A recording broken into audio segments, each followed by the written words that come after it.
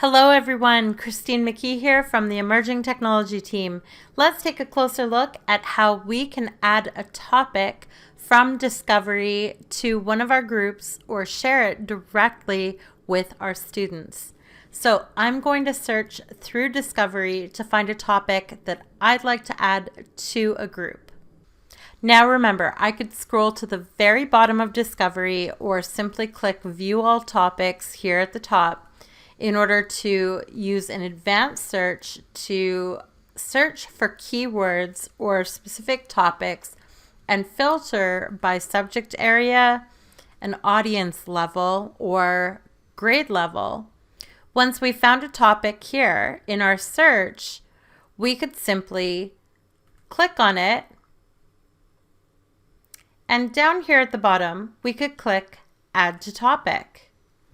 Notice that I can add it as an individual topic. This would allow me to share directly with my students without housing this topic in a group. Or I can click Add to a Group and then select the group that I'd like to add this particular topic to. I simply click Next.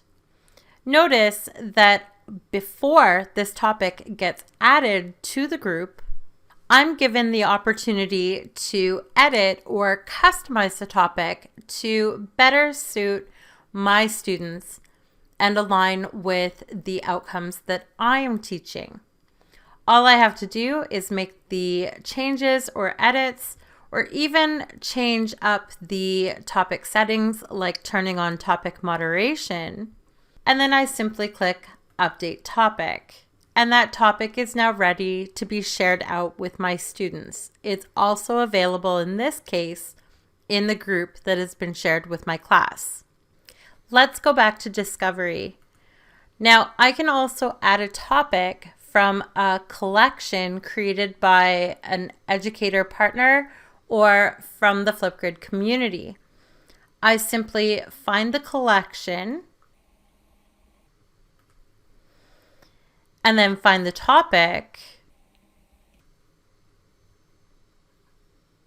and again click Add Topic. This time I'm going to add as an individual topic. This will allow me to share this topic directly with my students without housing it or organizing it in a group. I'm simply going to select Add as an individual topic and click Next. Notice that again, Flipgrid gives me the opportunity to customize this topic and tailor it to ensure that I am meeting my learning outcomes. As well, I can adjust specific topic features, including turning on video moderation. I do have to set access control. So if I want my students to be accessing this particular topic with their student email address, I do have to add the domain of their school email address. Notice that I can add more than one domain so that I give access to everyone who requires access. Notice that I can add additional topic attachments.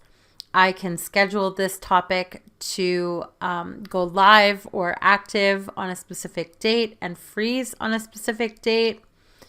Under video features, I can change it from video comments only to video and text comments.